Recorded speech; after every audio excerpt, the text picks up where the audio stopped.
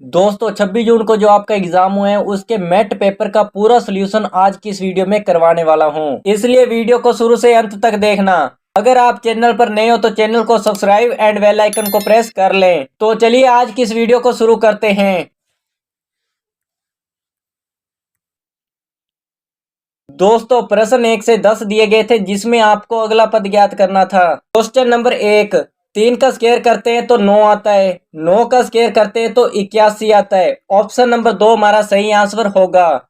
Question number 2, तो दोस्तों 2 को 2 से गुणा करते हैं तो 4 आता है, और 4 को 3 से गुणा करते हैं तो 12 आता है, और 12 को 4 से गुणा करते हैं तो 48 आता है।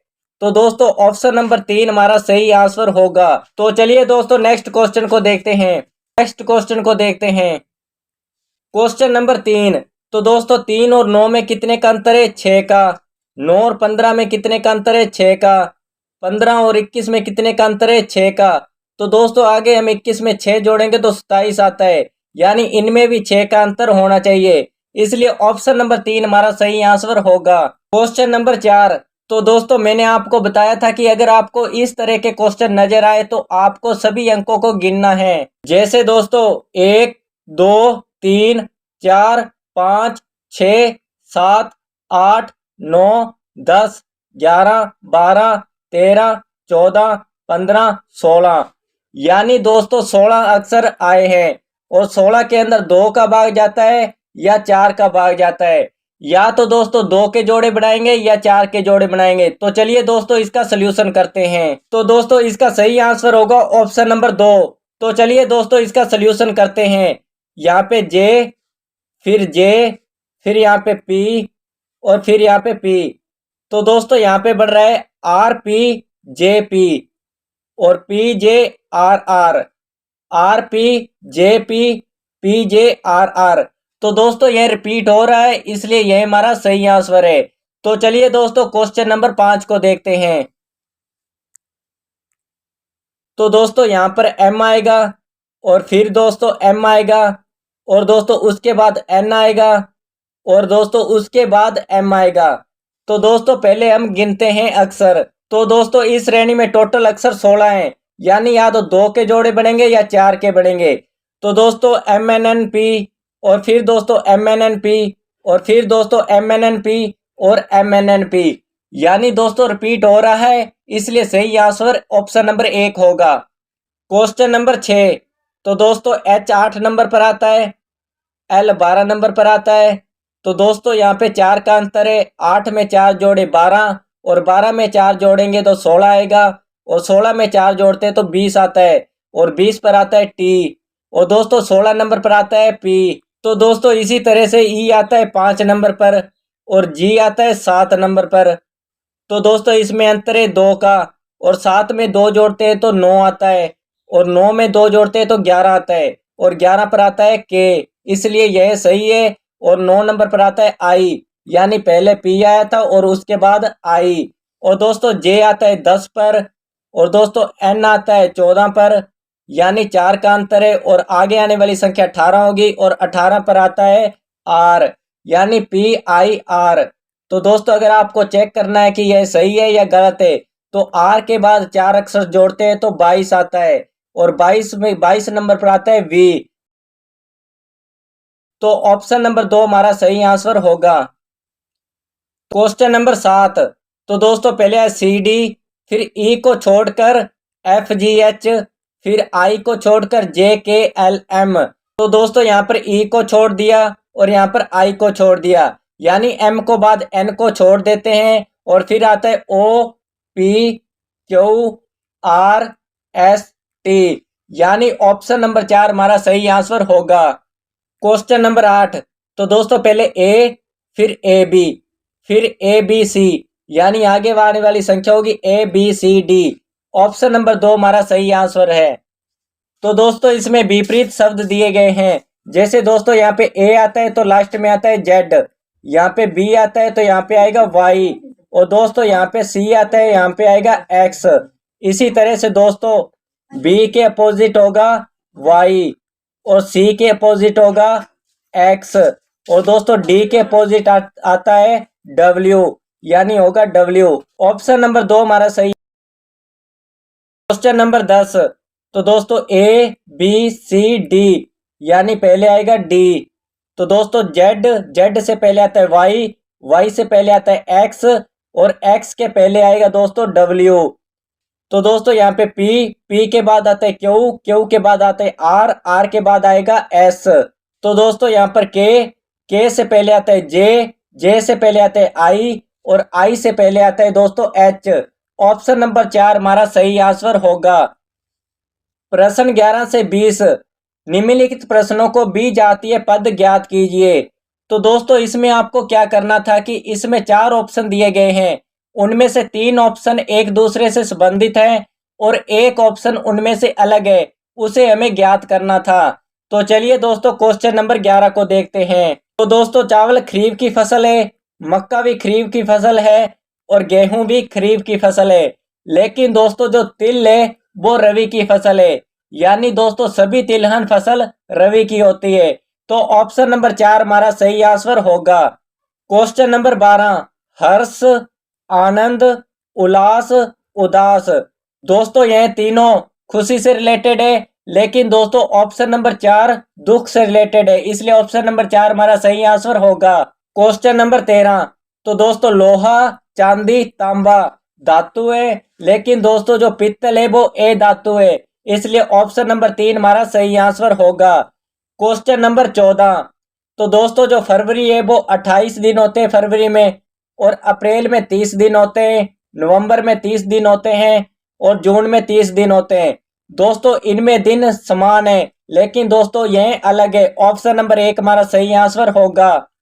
क्वेश्चन नंबर 15, यहाँ पे कवि, गायक, नर्तक, गीत।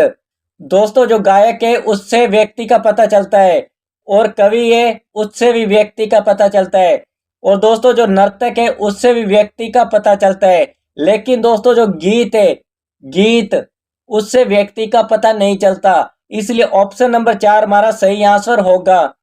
क्वेश्चन नंबर 16, तो दोस्तों जयपुर राजस्थान की राजधानी है और गांधीनगर गुजरात की राजधानी है, और दोस्तों जो भोपाल है वो मध्य प्रदेश की राजधानी है।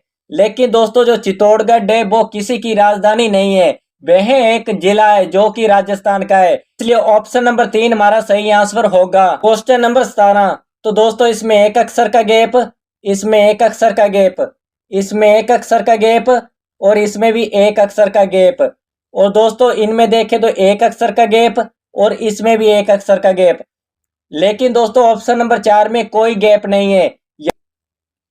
क्वेश्चन नंबर 18, तो दोस्तों 169 है वो 13 की स्क्वायर है, और दोस्तों 144 है जो 12 की स्क्वायर है, और दोस्तों 324 18 की स्क्वायर है। लेकिन दोस्तों ऑप्शन नंबर 2 343 किसी की भी स्क्वायर नहीं है, ऑप्शन नंबर 2 हमारा सही आंसर होगा। तो दोस्तों राजस्थान एक राज्य है, गुजरात भी एक राज्य है और महाराष्ट्र भी एक राज्य है, लेकिन दोस्तों जो दिल्ली है वो राजधानी क्षेत्र में आता है। तो दोस्तों अगर आप इसे ध्यान से देखते हैं तो ऑप्शन नंबर 1 में 4 भुजा है और ऑप्शन नंबर 2 में भी 4 भुजा है और ऑप्शन नंबर 4 में भी 4 भुजा है, लेकिन दोस्तों ऑप्शन नंबर 3 में 3 भुजा है, इसलिए ऑप्शन नंबर 3 हमारा सही आंसर होगा। क्वेश्चन नंबर 21, दोस्तों दर्पण में प्रत्येक चीज उल्टी नजर आती है, तो दोस्तों इसको उल्टा बनाते हैं। तो दोस्तों उल्टा ये ऐसे बनेगा, तो ऑप्शन नंबर 2 हमारा सही आंसर होगा। नंबर 22, तो दोस्तों यह भी इस तरह से सोल्यूशन होगा। क्वेश्चन नंबर 23, तो दोस्तों इसको उल्टा करते हैं तो टी बेशक का बेसा आएगा, और दोस्तों आर को उल्टा करते हैं तो ऐसे बनता है, और पी को उल्टा करते हैं तो ऐसे। तो दोस्तों यह ऑप्शन आपको देखने को नहीं मिलेगा दोस्तों, ना तो ऑप्शन नंबर 2 है, ना ऑप्शन नंबर 1 और ना ऑप्शन नंबर 3 और ना ऑप्शन नंबर 4, इसलिए दोस्तों इसका आपको बोनस मिलेगा। क्वेश्चन नंबर 24, तो दोस्तों अगर हम इसको उल्टा करते हैं तो ऐसे एम बेसा का बेसा और ए भी बेसा का बेसा ही आएगा और एन उल्टा होगा, तो दोस्तों ऑप्शन नंबर 1 हमारा सही आंसर होगा।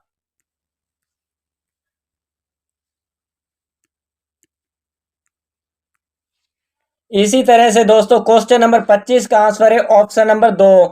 क्वेश्चन नंबर 26, तो दोस्तों 5 के विपरीत अक्षर बताना है, यानी 5 की निचली सतह पर या 5 के विपरीत कौन सा अंक है। दोस्तों यहाँ पर मैंने आपको बताया था कि अगर कोई दो पासे दिए हों तो आपको कैसे सोल्यूशन करना है। तो दोस्तों दोनों में सेम क्या है, 5। तो दोस्तों यहाँ पे लिखा है 5 5 और घड़ी की दिशा में घूमना है, यानी 5 के इधर 3 और 3 के इधर 1। इसी तरह से दोस्तों 5 के इधर 4 और 4 के इधर 2, यानी 1 का विपरीत 2 और 3 का विपरीत 4 और 5 के विपरीत आएगा 6, यानी दोस्तों कुल कितने होते हैं, 6। और दोस्तों यहाँ पे गायब कौन था, और यहाँ पे गायब कौन सा अंक था, 6, इसलिए 5 का विपरीत होगा 6। ऑप्शन नंबर 2 हमारा सही आंसर होगा। Question number 27। तो दोस्तों इसमें हम अगर ये दो पासे लेते हैं तो 6, यहाँ पे लिखते हैं 6, यहाँ पर भी 6। और दोस्तों घड़ी की दिशा में घूमते हैं, यानी पहले आएगा 4 फिर आएगा 1, और दोस्तों इसमें घूमते हैं तो पहले आएगा 2 और फिर आएगा 3। तो दोस्तों गायब कौन सा अक्षर है, 5। तो 6 के विपरीत होगा 5, यानी 1 के विपरीत 3, 4 के विपरीत 2 और 6 के विपरीत 5। ऑप्शन नंबर 1 हमारा सही आंसर होगा। Question number 28। तो दोस्तों अगर हम इसमें 4 4 कॉमन लेते हैं तो घड़ी की दिशा में 5 और उसके बाद 3, इसमें दोस्तों उसके बाद आता है 1 और 1 के बाद आता है 2, यानी दोस्तों गायब कौन सा अंक है, 6, यानी 4 के विपरीत आएगा 6। ऑप्शन नंबर 3 हमारा सही आंसर होगा। Question number 29। तो दोस्तों अगर हम ये दो पासे लेते हैं तो पहले आता है 6 फिर 6, और दोस्तों इसको घड़ी की दिशा में घुमाते हैं तो पहले आता है 4 और फिर आता है 3, इसके बाद आता है 5 और फिर आता है 1। और दोस्तों हमें यहाँ पर 6 के विपरीत अंक पूछा है, तो कौन सा अंक गायब है, 2, यानी 6 के विपरीत आएगा 2। ऑप्शन नंबर 2 हमारा सही आंसर है। Question number 20। तो दोस्तों 5 के विपरीत कौन सा अंक है। तो दोस्तों यहाँ पे लेते हैं 3 और 3 कॉमन है, तो दोस्तों 3। तो दोस्तों घड़ी की दिशा में घूमते हैं तो पहले आता है 4 फिर आता है 6, तो दोस्तों यहाँ पे पहले आता है 5 और फिर आता है 4। तो दोस्तों 5 के विपरीत है 4। ऑप्शन नंबर 2 हमारा सही आंसर होगा। Question number 31।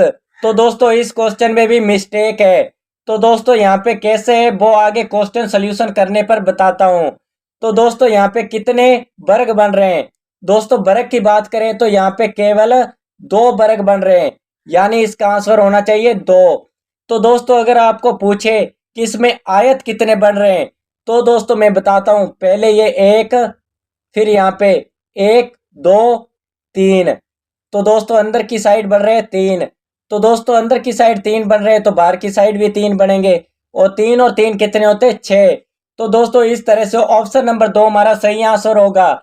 लेकिन दोस्तों यहाँ पे वर्ग दिया हुआ है, वर्ग का आंसर होगा 2। और दोस्तों यहाँ पे अगर आयत होता तो ऑप्शन नंबर 2 हमारा सही आंसर होता। तो इसलिए दोस्तों इसका आपको बोनस मिल सकता है। Question number 32। चित्र में आयतों की संख्या कितनी है। तो दोस्तों आयत कैसे गिनते हैं वो बताता हूं। तो दोस्तों 1 2, तो दोस्तों 1 और 2 को जोड़ते हैं तो 3। इसी तरह से दोस्तों इधर गिनते 1 2, और दोस्तों इनको जोड़ते हैं तो 3, और 3 को 3 से गुणा करते हैं तो 9, यानी ऑप्शन नंबर 2 हमारा सही आंसर होगा। Question number 33। चित्र में त्रिभुजों की संख्या बताइए। तो दोस्तों एक त्रिभुज दो यह है और एक त्रिभुज यह बन रहा है, यानी 2 त्रिभुज। और दोस्तों यहाँ पे बन रहे हैं 1 2 3 4 5 6, और 6 त्रिभुज यह हो गए, यानी दोस्तों टोटल जोड़े तो 8। ऑप्शन नंबर 2 हमारा सही आंसर होगा।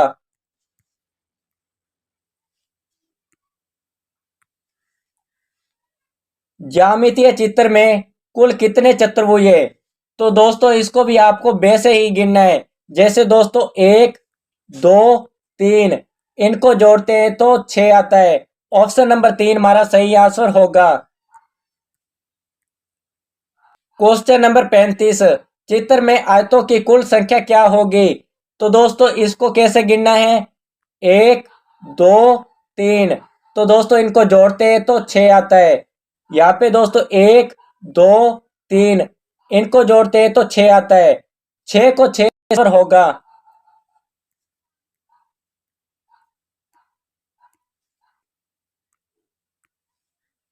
क्वेश्चन 36 से 40, यदि आयत गणित विषय हो, तो दोस्तों ये आयत है गणित विषय। और दोस्तों व्रत अंग्रेजी विषय हो, तो दोस्तों ये व्रत है अंग्रेजी।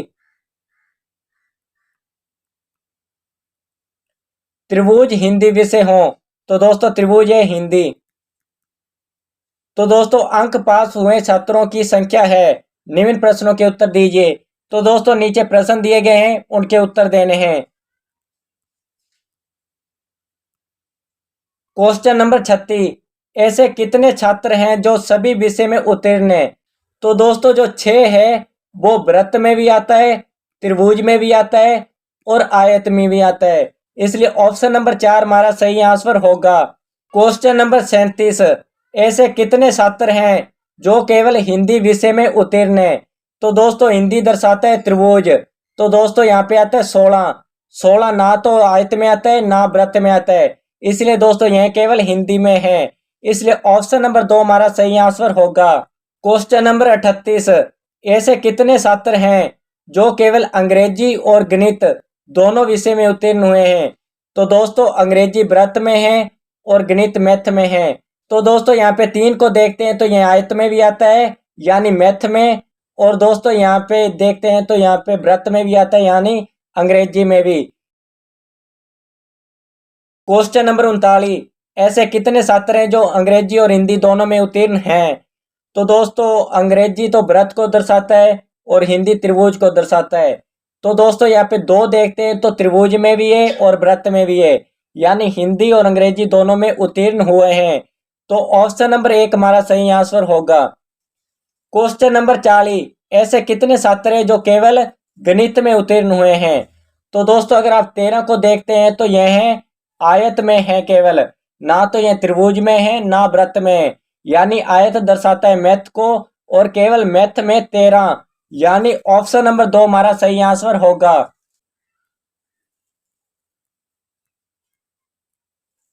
तो दोस्तों इसमें पहले आपको डायग्राम बनाना है, उसके बाद आप 41 से 43 उसके आंसर दोगे।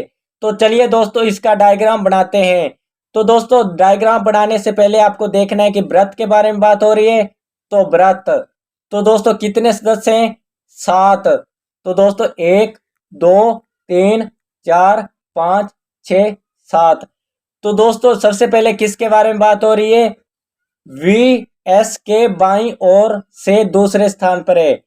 वी एस के यानी एस के बाईं ओर दूसरे स्थान पर 1 2, यानी दोस्तों यहां पर है, यानी टी और यू वी के पड़ोसी है, यानी दोस्तों वी की बात हो रही है तो वी के पड़ोसी है टी और यू।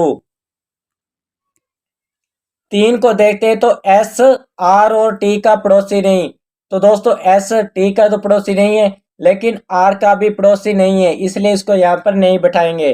तो दोस्तों क्वेश्चन नंबर 4 को देखते हैं तो पी क्यू और आर का पड़ोसी है।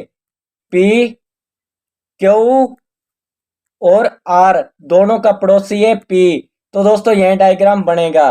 तो दोस्तों इसके बेस पर आप नीचे के आंसर दे सकते हैं, इसके बेस पर आप 41 से 43 आंसर दे सकते हैं। तो दोस्तों इसका आप स्क्रीनशॉट ले लीजिए, क्योंकि दोस्तों डायरेक्ट मैं आपको आंसर बताने वाला हूं। क्वेश्चन नंबर 41, आर की स्थिति क्या होगी? तो ऑप्शन नंबर 4 हमारा सही आंसर है। क्वेश्चन नंबर 42, क्यू के पड़ोसी कौन हैं? ऑप्शन नंबर 3 हमारा सही आंसर होगा। क्वेश्चन नंबर 43, वी तथा क्यू के मध्य कौन बैठे हैं? तो ऑप्शन नंबर 1 हमारा सही आंसर होगा।